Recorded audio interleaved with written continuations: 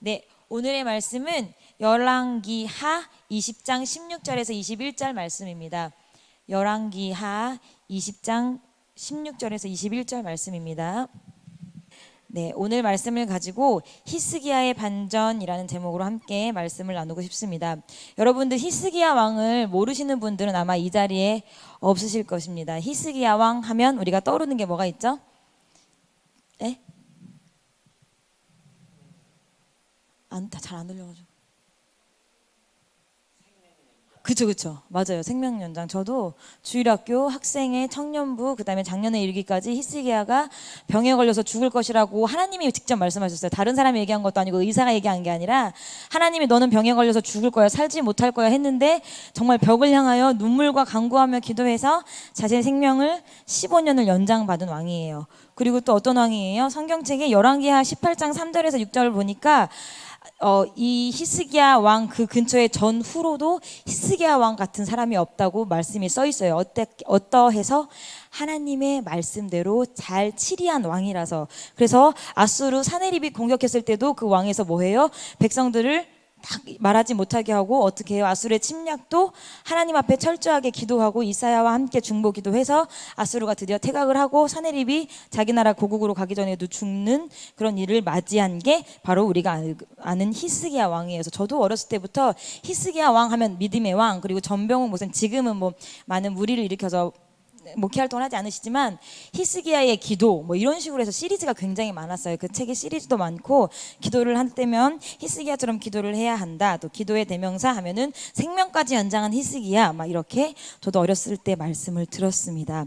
그런데 제가 오늘 읽은 말씀은 히스기야가 그렇게 하나님 앞에 잘했지만 결정적으로 치명적인 실수를 한 내용이 기록되어 있는 곳이에요. 오늘 말씀의 앞에 12절부터 보면 히스기야 왕이 병에 걸렸다는 것을 알고 바벨론에서 누구를 보내요? 사절단, 외교단을 보내요. 그래서 그 외교단을 보냈는데 이미 히스기야는 병을 어떻게 했어요? 다 나은 상태였어요. 그래서 히스기야가 하나님이 자기한테 병을 다 낫게 해줄 게 뿐만이 아니라 어떻게 됐죠? 해시계, 일영표라고 하는 게 이제 우리나라 말로 말하면 해시계인데, 해시계가 어떻게 됐어요? 10도 뒤로 물러났어요. 그것은 무슨 말이에요? 해가 뒤로 움직였다는 얘기예요. 그렇게 자신의 눈으로 본 기적과 징표가 너무 신기했고 자신의 삶을 15년 연장받은 게 신기했던지 어떻게 했죠? 바벨론의 사절단에게 왕궁의 모든 것을 보이지 아니한 것이 하나도 없었습니다. 오바를 했죠. 히스기야가 주책을 떨었어요. 하나님 앞에서. 하나님이 낫게 해주셨지 이스라엘 왕국의 부강함에 있지 않았는데 그렇게 했습니다. 그래서 하나님 앞에 이게 범죄가 되어서 책망을 받습니다. 이사야가, 그 당시에 선지자였던 이사야가 와서 오늘 뭐라고 합니까? 16절 17절에 뭐라고 하죠? 왕궁의 모든 것과 왕의 열조가 오늘날까지 쌓아두었던 것을 바벨론으로 다 옮긴 바가 된대요. 그리고 또 왕의 몸에서 날 아들 중에서 사로잡혀 바벨론의 왕궁의 환관이 되리라 라고 했어요. 그런데 저는 여기까지 읽으면서 그 뒤에 있는 히스기야가 한 말이 이해가 되지 않더라고요. 이게 무슨 말이지? 한번 다 같이 읽어보실까요? 19절 준비 시작. 히스기야가 이사야에게 이르되 당신의 전한 바 여호와의 말씀이 선하니이다 하고 또 가로되 만일 나의 사는 날에 태평과 진실이 있을진데 어찌 선하지 아니하리요 하니라. 여러분, 이게 무슨 말일까요? 왕으로서 자신의 나라가 망한다고, 바벨론으로 싹 다 끌려간다고, 그것도 모자라 자신의 아들 즉 왕족들이 바벨론을 끌려가서 환관이 된다는 얘기에도 히스기야가 뭐라고 합니까? 당신의 한 말이 선합니다. 좋습니다. 이 일이 나의 사는 날에는 일어나지 않을 거니까 나에게는 선한 일입니다 라고 얘기를 합니다. 저는 이 부분을 읽으면서 의심했어요. 내 눈을 의심했어요. 이게 지금 내가 해석한 그것이 맞나? 히스기야가 정말 믿음의 왕이라면 누구처럼, 다윗처럼 엎드려서 회개해야지 정상이 아닌가? 왜 나라가 망하고 너희 아들들이 환관으로 끌려간다는데 선하다, 내가 아는 그 참선자, 좋을 선자가 맞나? 굉장히 고민을 하면서 제가 이제 대학원을 들어가서 구약학을 전공하시는 교수님인데, 저희 학교에 3분이 계신데 다 찾아가서 여쭤봤어요, 이 본문을. 그리고 주석이라고 해서 많은 신학학자들이 써놓은, 성경학자들이 써놓은 그것도 사전 같은 게 있거든요. 제가 다 찾아봤어요. 근데 어떤 주석들은 이 본문의 내용을 기록해 놓질 않았어요. 아예 해석하기가 애매한 거예요, 히스기야 왕에 대해서. 그리고 이제 제가 이제 하는 한 교수님 중에 좀 젊으신 구약학 교수님이 계신데 그분한테 제가 여쭤봤어요. 이걸 제가 어떻게 해석해야 됩니까, 교수님? 제가 알고 있는 히스기야라면 이런 말을 했을 것 같지 않은데 이걸 어떻게 해석해야 되죠? 근데 그 교수님 좀 되게 재밌으신 분이신데 그 교수님 뭐라고 하셨냐면 히스기야가 기뻐서 미친 거죠.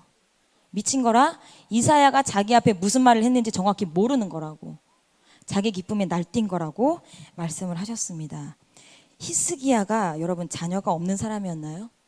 아니었어요. 만약에 자녀가 없다면 내 뒤에 일어날 일들에 대해서 관심 없었을 수도 있어요. 아직 나에게 당면한 자녀가 없다면 환관이 된다는 게 멀게 느껴질 수도 있어요. 근데 우리가 성경을 봐서 알지만 히스기야의 아들 누가 있죠? 므낫세가 있어요. 이 므낫세는 어떤 왕이에요?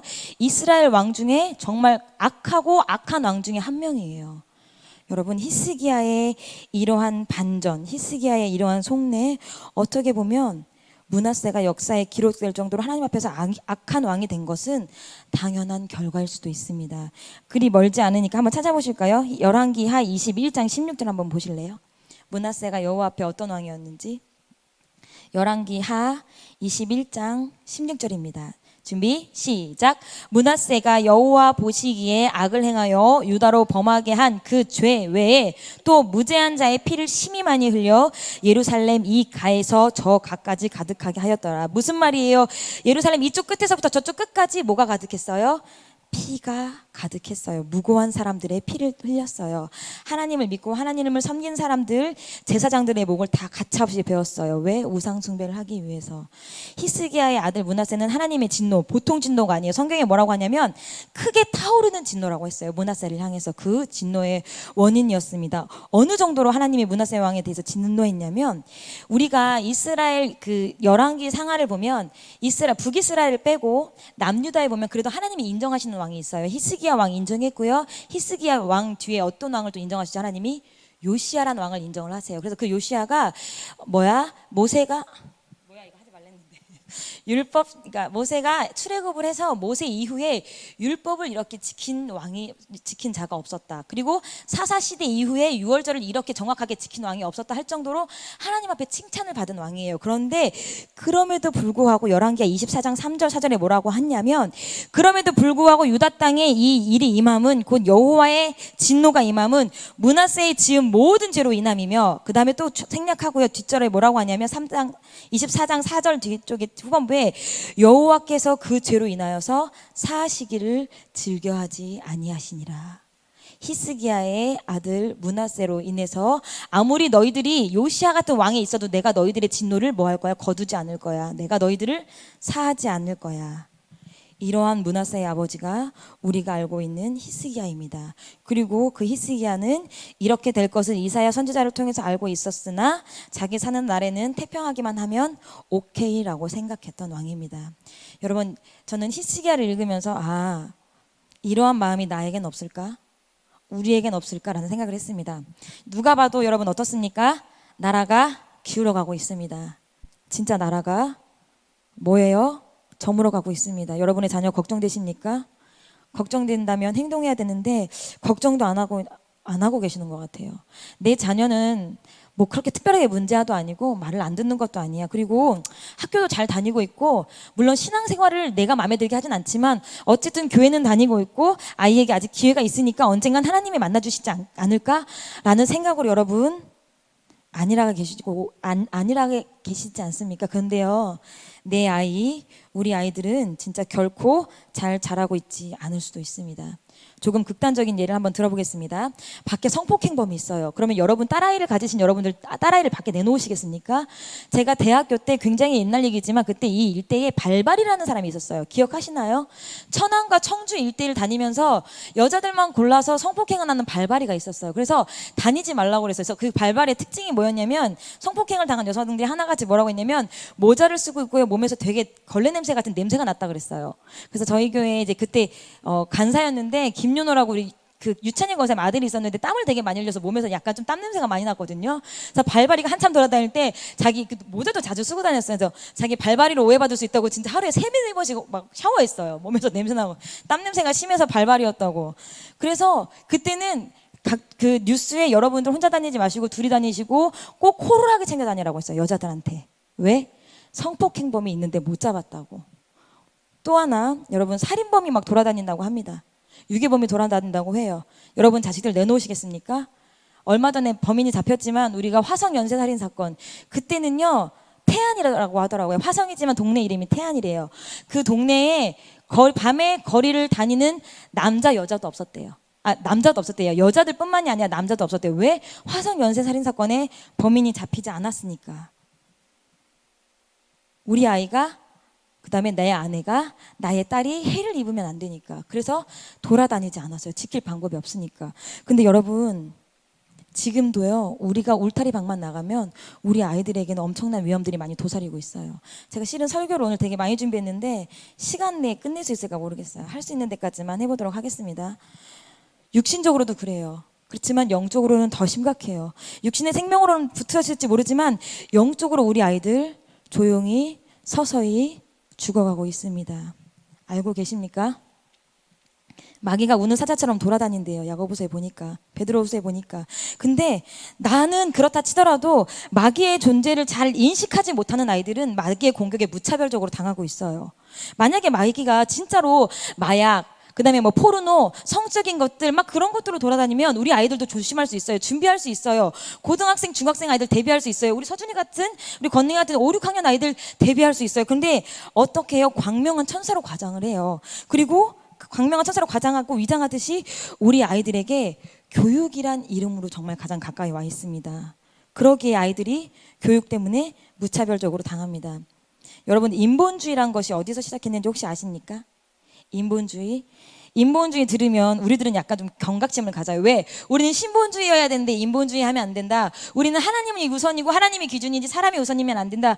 하도 이렇게 들어서 인본주의라는 것 자체가 하나의 그냥 뭐 하나님을 대적하는 것 그렇게만 알고 계신데 맞아요. 근데 이 인본주의가 어디서 발달했냐면요. 교육사조에서 발달했어요. 어디에서? 교육사조에서. 미국의 유명한 인본주의 권위가들이 모여서 인본주의 선언서를 썼습니다. 제가 이제 올해가 대학원 3학년인데 3학년에 교육 목회론이라는 수업이 있어요. 그것은 우리가 교육자로서 아이들을 그다음에 성도들을 어떻게 교육할 것인가에 대한 과목을 듣는데 제가 그 과목에서 굉장히 인상 깊었던 것 중에 하나가 그 교수님이 인본주의를 얘기하면서 인본주의 선언서를 저에게 알려주셨는데 제가 여러분들에게 한번 읽어보도록 하겠습니다. 인본주의 선언서 첫 번째가 사람을 사랑하고 돌보며 그들의 기도를 들으시는 하나님을 믿는 신앙은 과학적으로 입증되지 않았습니다. 그 기독교 신앙은 시대에 뒤떨어지는 신앙이다. 두 번째, 단순한 감정에 근거한 구원주의는 사람에게 해롭고 장차 하늘의 소망으로 재미를 주는 것처럼 보이지만 합리적인 마음, 즉 이성적인 사고를 한다면 생존을 위해서는 다른 수단을 찾아야 할 것이다. 세 번째, 우리는 초자연적인 것의 존재를 믿는 신앙에 대한 충분한 증거를 발견하지 못했다. 생명이 몸의 죽음을 생존하게 한다는 믿을 만한 증거 없다. 그러니까 다른 사람의 생명이 우리 몸의 죽음을 생존케 한다는 믿을 만한 증거가 없다. 이것이 인본주의 학자들의 선언서입니다. 그리고 1980년대에 발행된 잡지 중에 하나가 휴머니스트, 즉 인본주의자라는 잡지가 있어요. 여러분, 휴머니스트 요즘에 우리 되게 많이 써요. 휴머니스트 인간주의, 인본주의가 아니라 박애자, 사람을 먼저 생각하는 사람, 사람에게 공감할 줄 아는 사람, 여러 가지 다양한 의미로 휴머니스트라고 쓰이는데 그것들은 인본주의자라는 뜻이에요. 근데 그 사람들이 자신들이 나온 잡지에서 뭐라고 발표를 했냐면 한번 들어보시기 바랍니다. 인류의 미래를 위한 투쟁이 공립학교 교실에서 교사들에 의해 일어나고 있다. 그 교사들은 특별한 종류의 성직자들이다. 그들은 유치원에서 대학교에 이르기까지 그들이 가르치는 모든 과목들을 통해 인본주의적 가치관을 전달하는데 반드시 그것은 성공할 것이다. 즉 부패한 송장과 같은 기독교와 인본주의와의 싸움이 치열하게 벌어지고 있다. 그것이 바로 교육 현장이다. 여러분, 우리 지금 이 인본주의는요, 존 듀이, 박은혁 집사님 들어보셨죠? 교육학자, 자연주의 교육학자. 지금 굉장히 현대에 각광받고 있는 교육학자예요. 그 다음에 프로이스트, 정신학자들, 이런 사람들에 의해서 발생한 것이에요. 그 사람들에게 교육이란 뭐냐면요, 단순히 기독교와의 전쟁이에요. 여러분들은 학교 보내서 우리 아이들이 단순히 읽고 쓰고 계산하고 영어를 배운다고 하지만 그 사람들이 그 교육 과정에서 사상적으로 녹여내는 것은 뭐예요? 인본주의예요. 즉 신은 없다는 거예요. 사람이 먼저라는 거예요. 인본주의. 너희들이 믿는 그 신앙은 뭐야? 과학적으로 근거가 없어. 증거가 불충분해. 그리고 그것은 너희들에게 천국이라는 허황된 것을 알려줄 뿐이야. 직접적으로 말하지 않지만 교과 과목들을 통해서 녹여내고 있습니다. 그래서 저희 교육 들으면서 뭐라고 했냐면 학교를 가는 아이들은 무신론자가 되어서 나온다고 했어요. 학교를 가는 아이들은 뭐가 되어서 나온대요? 무신론자가 나온대요. 그래서 그 교수님이 마지막에 뭐라고 했냐면 여러분, 인본주의는 쓰레기 같은 인본주의가 아니라 인본주의는 쓰레기다. 그리고 그 쓰레기로 무장한 사람들이 오늘 우리 공교육의 교사들이다. 여러분, 우리가 아이들의 안전을 위해서 위치 추적기를 줍니다. 제가 피아노 학원 할 때는요, 아이들이 학교 가면 여기에 다는 걸 하나씩 받아왔어요. 그래서 땡기면 뿅뿅뿅뿅 소리가 굉장히 요란하게 나요. 아이가 위급할 때 잡아당기라고. 그렇게 호신기를 주고요, 핸드폰까지 쥐어줍니다. 위험할 때 위치 추적 GPS 하려고. 그런데 여러분들, 아이의 영혼의 안전을 위해서 무엇을 쥐어주십니까? 매일 등교하는 아이들의 영혼에겐 여러분들 무엇을 쥐어주십니까? 여러분, 진짜로 살아계신 하나님을 쥐어주시기 바랍니다. 진짜로 여러분, 말씀을 쥐어주시기 바랍니다. 안전한 여호와를 쥐어주시기 바랍니다. 레위기 25장 18절에 보니까요, 너희는 내 법도를 행하며 내 규례를 지켜 행하라. 그리하면 너희가 그 땅 안에 안전히 거할 것이라. 그 땅 안에 안전히 거한대요. 그리고 또 시편 4편 8절 말씀이에요. 내가 평안히 눕고 자기도 하리니 나를 안전히 거하게 하시는 이는 오직 여호와이시니라. 여러분, 우리를 안전하게 할 것은 말씀밖에 없고 안전하게 할 수 있는 힘은 여호와 하나님 한 분밖에 없습니다. 그런데 여러분, 그 안전한 힘 아이들에게 주고 계십니까? 그리고 그 말씀은 여러분들께서 하나 착각하시는 것 중에 하나가 교회에서 해결될 것이라고 생각하지 마세요. 예배 시간에 우리 아이 예배 드리니까 예배 시간에 해결될 것이라고 생각하지 마세요. 그걸 기대하지 마세요. 여러분, 하나님이 여러분들에게 주신 첫 번째 교육의 장소는요, 가정이에요. 여러분들의 집이에요. 여러분들의 집에서 교육이 돼야 돼요. 누가 선생님이 돼야 돼요? 부모가 직접 돼야 돼요. 얼마 전에 저희 교육 들었어요. 교육 들었는데 여러분들이 가장 사랑하는 자녀, 여러분들의 자녀를 가장 사랑하는 사람이 누구냐는 거예요. 누구예요? 저예요. 근데 왜 가장 사랑하는 여러분들의 자녀의 교육을 모르는 사람한테 맡기냐는 거예요. 여러분들 가정의 자녀들, 각 가정에 자녀 없는 가정 없어요. 지금 누구에게 맡기세요? 여러분들 직접 하고 계십니까? 대학생이 됐다고요? 장년이 됐다고요? 아니요. 그 아이가 예수를 모른다면, 예수를 완전히 모른다면, 그리고 내 생명이 붙어 있다면 가정교육 아직 끝나지 않은 거예요. 여러분들 직접 가정에서 하나님이 진짜 살아계시다는 것을 가르치시고요, 하나님의 율법을 가르치시기 바랍니다. 신명기 4장 10절에 보니까 내가 호렙산에서 내 하나님 여호와 앞에 섰던 날에 여호와께서 내게 이르시기를 나를 위하여 백성을 모으라. 내가 그들에게 내 말을 들려서 그들로 세상에 사는 날 동안 나 경외함을 배우게 하며 그 자녀에게 가르치게 하려 하노라 하시매. 신명기 6장 7절에 내 자녀에게 부지런히 가르치며 집에 앉았을 때이든지 길에 행할 때이든지 누웠을 때이든지 일어날 때이든지 이 말씀을 강론할 것이며.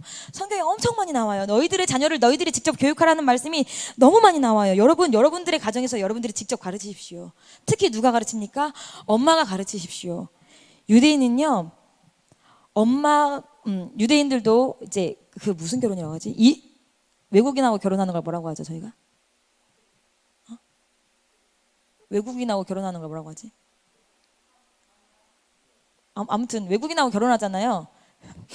단어 생각이 안 나요. 어쨌든 외국인하고 결혼해요. 근데 유대인 남자가 외국인 여자를 만나서 결혼해서 아이를 낳았어요. 그럼 그 아이는 국적이 유대인일까요? 다른일까요?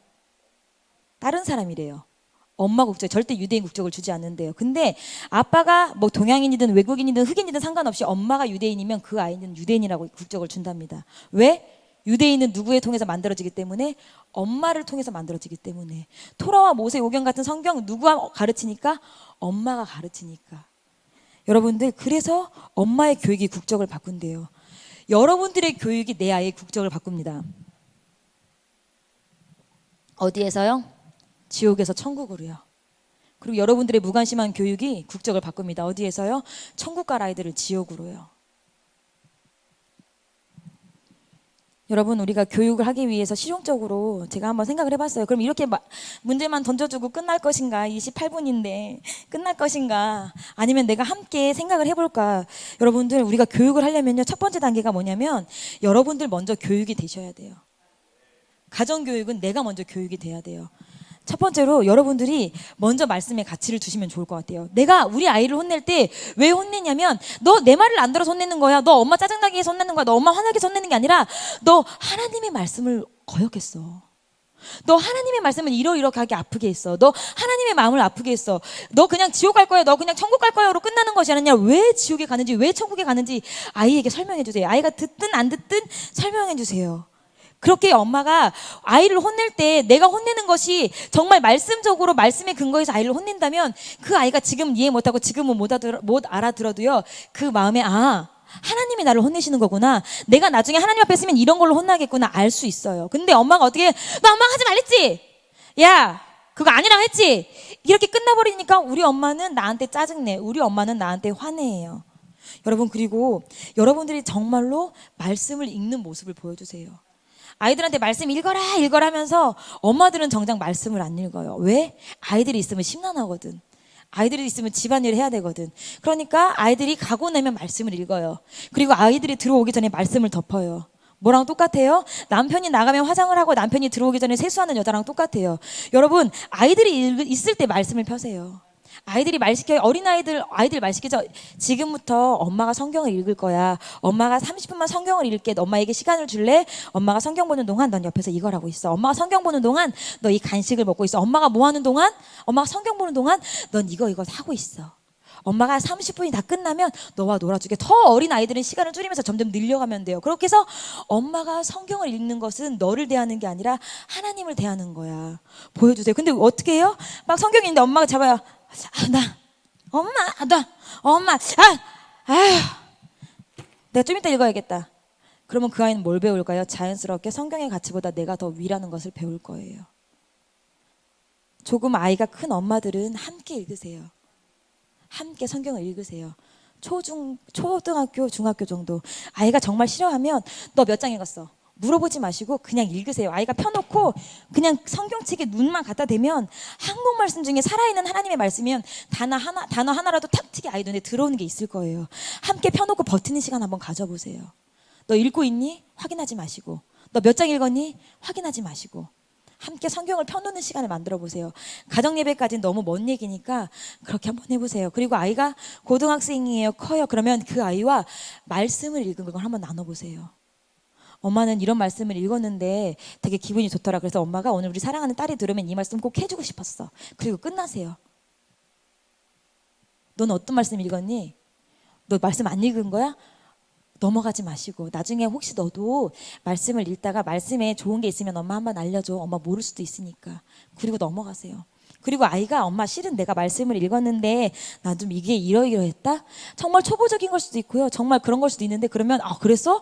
와 대단한데 하나님이 너에게 말씀하셨나 봐. 끝내세요. 야 말씀을 그렇게 읽었는데 그렇게 사냐?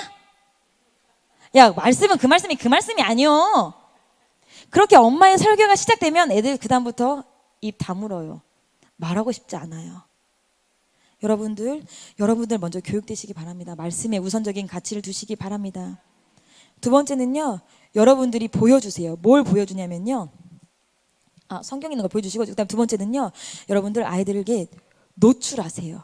우리가 영어를 잘하게 하려면 어떻게 한다고 그래요?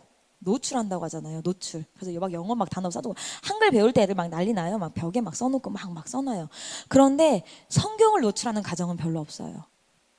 어린아이들 집에 가보면 기억, 니은 다 붙어있어요. 알파벳 붙어있어요. 각 나라의 지도 붙어있어요. 그런데 십계명 붙어있는지 못 봤어요. 주기도문 붙어있는지 못 봤어요. 기독교 백화점에 가면 그것도 다 팔거든요.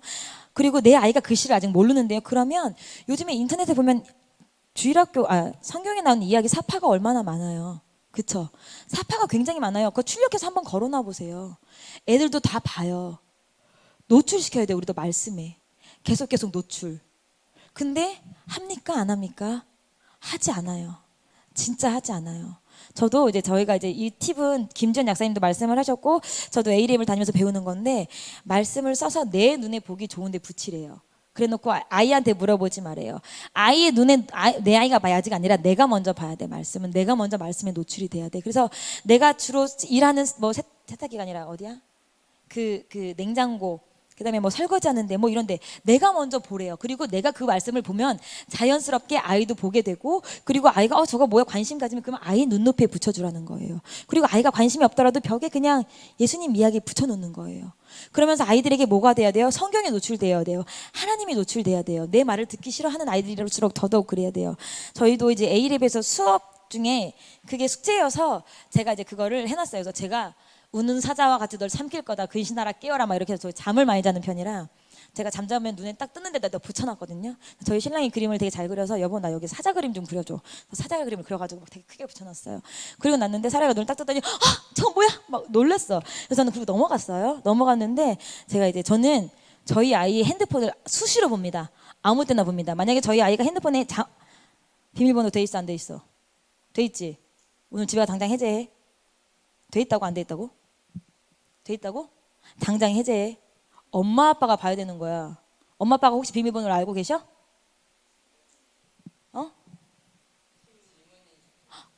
더 나쁜 건데 그건? 지문인식만 해놓은 거. 저는 제 사랑이가 장난으로 비밀번호에 핸드폰에 비밀번호 걸어놨거든요. 저 바로 압수했어요. 너는 엄마가 너와 연락하려고 준 핸드폰이지 네가 너만의 공간을 만들라고 준 핸드폰이 아니야.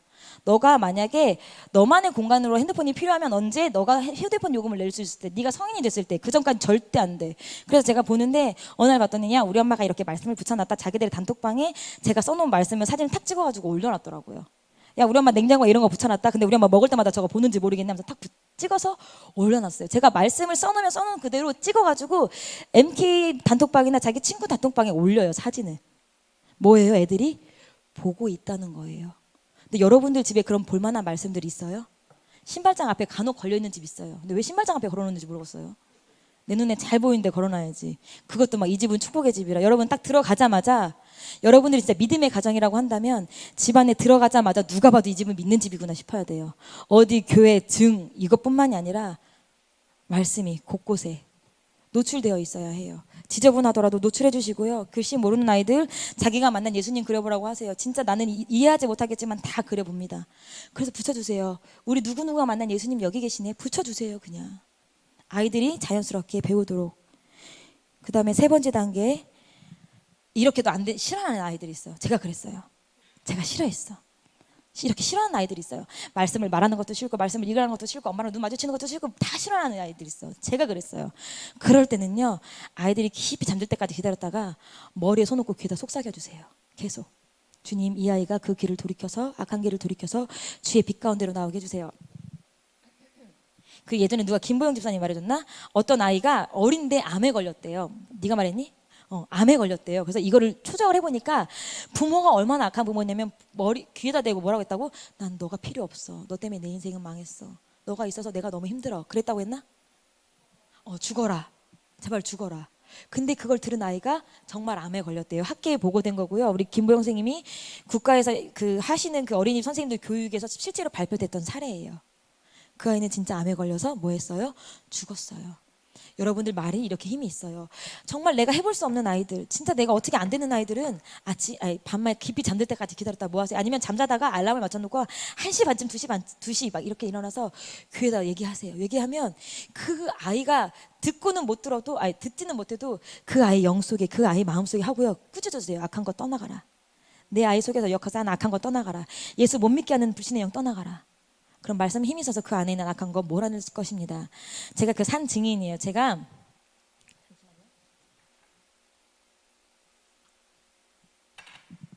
어떻게 목사님 이 영상 30분에 알아서 잘라주세요. 목사님 설교 길게 하면 혼나거든요. 그만할까요? 제가 그 누구도 해볼 수 없는 그런 꼴통이었어요. 저희 아빠가 너 회? 이미 들어갔어요. 너 온? 이미 들어갔어요. 보지 않아서. 엄마 아빠가 다 잠드신 데에 들어갔고, 예를 들면 지금 저희 이게 베드로 성전하고 2층 성전하고 통하는 문 있잖아요. 예전에 베드로 성전이 저희 사택이었어요. 다들 기억하시겠지만 거기가 사택이었는데 제가 새벽에 엄마 아빠가 주무실 때쯤 집에 들어가요. 그럼 몇 시에 들어가는 거예요? 1시 반 2시예요. 그때는 핸드폰도 없고 삐삐도 없었어요. 2시에 들어가요. 그리고 2층 성전 문을 열어서 거기서 잠을 자요. 잠을 자면 현관문이 열리고, 그러니까 지금의 베드로 성전문이 열리고 부모님이 새벽 예배 나가시는 소리가 들려요. 그럼 그제서야 집에 들어가는 거예요. 왜? 엄마 아빠가 너무 보기 싫으니까. 그래서 제가 그렇게 집에 들어가서 자고 또 이제 엄마 아빠는 아침 일찍부터 뭐 하셔요? 막 신방 있으시고 전도 있으셔서 그러면 저는 그때 이제 제가 너무 부끄러운 얘기지만 고등학교를 대학생처럼 다녔고요. 대학교를 고등학교처럼 다닌 사람이 저거든요. 제가 눈 떠지면 학교 갔어요. 눈 떠지면. 그리고 도시락 있으면 도시락 가져가고 내가 눈 떴는데 학교는 가기 싫으면 그냥 도시락 가지고 그냥 아무런 막 버스에서도 먹고 막 그랬어요. 전 학교가 가기 싫어서. 그래서 아빠 엄마 마주치는 거 싫어서 그랬어요. 우리 박은영 집사님이 저희 산 증인이세요. 저 아들을 학생에 대해서 교사 줬거든요. 얼마 전에 이제 같은 목장 됐을 때 말씀하셨는데 다 실은 네 걱정 되게 많이 했어 막 이러시더라고요. 어쨌든 그런 온갖 문제였습니다. 근데 제가 어느 날 제가 울 수도 있어요. 별거 아닌데 여러분들 너무 집중하신 것 같아요. 제가 어느 날 아침에 잠을 자다가 선잠이 드는 적이 있어요. 선잠이 드는 적이 있는데 그때 제가 몰랐던 비밀 중에 하나가 저희 아빠가 제 머리에 손을 얹고 기도를 하시더라고요. 주님, 시내가 지금은 이렇게 어떻게 속썩이지만 분명히 이 아이가 내가 하나님 앞에 기도한 대로 이루어질 것은 나는 믿습니다. 제가 그 기도를 듣고 너무 눈물이 나는 거예요. 눈물이 나서 이렇게 막 자는 척하면서 돌아 누웠어요. 그럼에도 제 귀에다 기도를 하시더라고요. 그리고 제가 몇 번을 더 기도 소리를 들었어요. 근데 아빠는 아침마다 제 귀에다 대고 머리에다 대고 손을 얹고 기도를 하셨어요. 그래서 제가 하나님을 만날 수밖에 없었던 절제절명의 위기가 있었거든요. 아, 내가 이러다 죽을 수도 있겠다. 하나님, 내가 진짜 이러다가 죽을 수도 있을 것 같아요. 하나님, 제가 지금 너무 여기가 제가 막 너무 부끄럽게 막 변기를 끌어안고 막 그 가득 피를 토한 적이 있었거든요. 변기를 끌어안고 막 토를 막 하는데 피가 계속 나오는 거야. 이런 혈전이. 왜? 너무 창피한 얘기지만 술을 너무 많이 먹어서. 근데 그날 제가 거울을 봤는데 머리가 되게 대관람차 같았어요. 대관람차. 왜냐면 이미 술을 너무 많이 먹고 토를 해서 그 토사물이 제 머리에 가득 붙은 거예요. 이렇게 일어나서 거울을 봤는데 대관람차처럼 막 여기 막 주렁주렁 막 오징어 막 이런 거 붙어 있더라고. 막창 막 이런 거.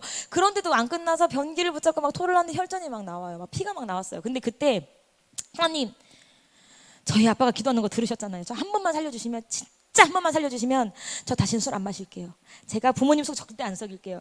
제가 그 기도를 하고 그 피가 멈추고 제가 제 스스로 병원을 갔습니다. 제가 그때 술 먹고 토한 곳은 저희 친구 자취방이었습니다. 그렇게 하고 제가 그때 제가 20살 때 인격적으로 예수님을 만났다고는 하지만 그 뒤에 제가 정말 2년을 정말 극하게 타락했던 적이 있거든요.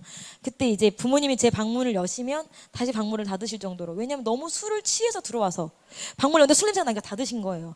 아무튼 그럼에도 불구하고 제 귀에 대고 하신 아빠의 기도는 끝나지가 않았거든요. 근데 어쨌든 그 기도가 제가 기억이 나고 기도로 제가 그때보다 난 한 번도 주님을 부인해 본 적이 없어요. 술을 먹어본 적도 없고요. 제가 물론 가끔 드라마는 봤지만 그 어떤 이유로도 내가 하나님 앞에 걷고자 했던 그 길을 떠나본 적이 없어요. 그때서 제가 느꼈던 게 뭐냐면 부모의 기도 이렇게 강력하구나.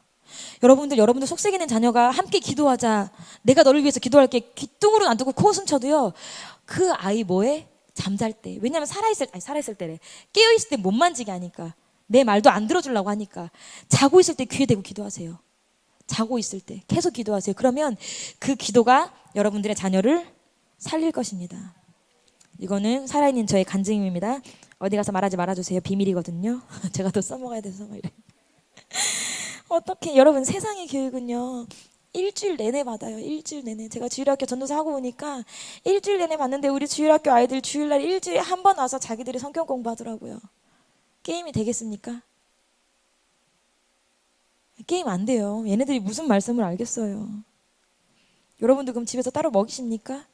히스기야 같은 거예요. 내 아이 교회 다니니까, 그래도 나는 신앙생활 잘 하고 있으니까, 나는 그래도 내 믿음 갖고 있으니까 언젠간 우리 아이도 믿겠지. 정말 여러분 히스기야 같은 마음일 수도 있어요. 여러분, 나라가 어떻습니까? 예배가 금지됐대요. 예배가 이렇게 금지되면 300만 원씩이나 돈을 물고 아니면 감옥에 가겠다는 심정으로 여러분의 자녀들은 다 예배를 나오실 것 같습니까? 그런 믿음의 강한 확신의 믿음이 있는 자녀들을 뒀다면 오늘 저의 설교 별로 필요 없을 거예요. 여러분, 오늘의 지도자들이요 30년 전에는 이 나라에서 교육받은 아이들이었어요. 그리고 여러분 밑에서 큰 이 아이들이요 30년 뒤엔 우리나라의 지도자가 될 거예요. 여러분, 그 지도자 어떻게 키우고 계십니까?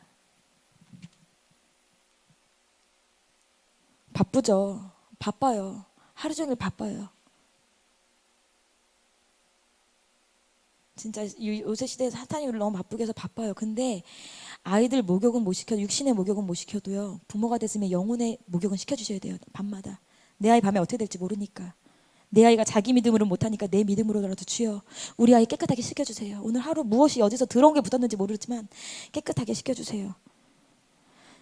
여러분, 자녀가 나이가 많습니다. 청년입니다. 장년입니다. 그래도 예수를 모른다면 우리의 가정교육 끝난 거 아니에요. 계속 기도하세요. 그리고 멀리 있어서 볼 수 없다면 계속 카톡으로 말씀 주세요. 보든 안 보든 여러분은 할 수 있는 최선을 다하시기 바랍니다. 그게 바로 엄마니까 가능한 가정교육입니다. 이 땅의 선생님들, 요새는 선생님들이 더 그래서 안 잡아요. 아이들 교육 열심히 안 해요. 1년 지나면 끝이에요. 학교 옮기면 끝이에요. 근데 내 아이 그렇게 안 되잖아. 내가 눈 감는 순간까지는 그렇게 안 되잖아요. 우리 아이에게 하나님께서 교육하라고 주신 단 하나의 정말 끈질긴 선생님이 있다면 그것은 바로 부모입니다. 여러분이십니다. 아이가 장성했다고 교회 다닌다고 하지 마시고 진짜로 여러분들 말씀을 다시 먹이시기 바랍니다. 여러분들부터 말씀의 가치를 두시기 바랍니다. 학원 안 다녀도 돼. 교회 와. 학교 안 다녀도 돼. 말씀 읽어. 그렇게 말할 수 있는 용기가 있으신 우리 부모님들 되셨으면 좋겠습니다. 이 아이들 하나님께서는 우리 권능이가 이 나라 대통령이 국적이 여기가 아닌가? 중국 대통령이 될 수도 있고요. 우리 서준이가 교육부 장관이 될 수도 있어요. 우리 범식이가, 우리 선민이가, 우리 혜림이가, 그다음에 지연이, 창원이가, 우리가 갖고 있는 모든 아이들이 이 나라 인민족을 위해 하나님이 살려주신 기둥인데 내가 잘 몰라서 못 키운 걸 수도 있어요. 아이를 남들보다 정말 믿음의 아이로 다르게 키우고 싶다면 여러분들이 다르게 생각하시고 행동하셔야 돼요. 남들과 똑같이 생각하고 남들과 똑같이 행동한다면 내 아이들은 다른 아이들과 다를 바 없을 거예요. 여러분들 정말 우리 아이들 잘 키워주시기 바랍니다. 진짜 간곡히 부탁드립니다. 가정에서 먼저 키워주시고요. 그리고 이건 주일학교가 아닌 것 같아요. 정말 교육을, 정말 하나님의 말씀을 가르쳐야지 일주일에 한 번 예배를 드리고 끝나는 게 주일학교가 아닌 것 같아요. 여러분, 제가 주일학교라고 말씀드리는 것은 유치원부터 어디까지냐면 고등학생까지예요. 여러분들, 우리 변간사님이나 저나 가정교육을 통해서 안 되는 것들, 말씀교육 가르치고 싶은데 안 되는 것들, 책을 보고 싶은데 안 되는 것들 물어보시면 얼마든지 답변해 드릴 수 있어요. 근데 제가 주일학교 사역 3년째거든요. 우리 아이가 요새 말씀을 안 읽어요. 우리 아이가 신앙교육 어떻게 하면 좋죠? 저 무슨 책을 한번 읽어보면 좋을까요? 저한테 물어보시는 분들 단 한 분도 안 계셨어요. 단 한 분도. 그만큼 영적 교육에 뭐예요? 관심이 없다는 얘기일 수도 있어요. 아니면 히스기야와 같은 마음. 나는 신앙생활 하고 있으니까 내 아이도 막연히 따라오겠지.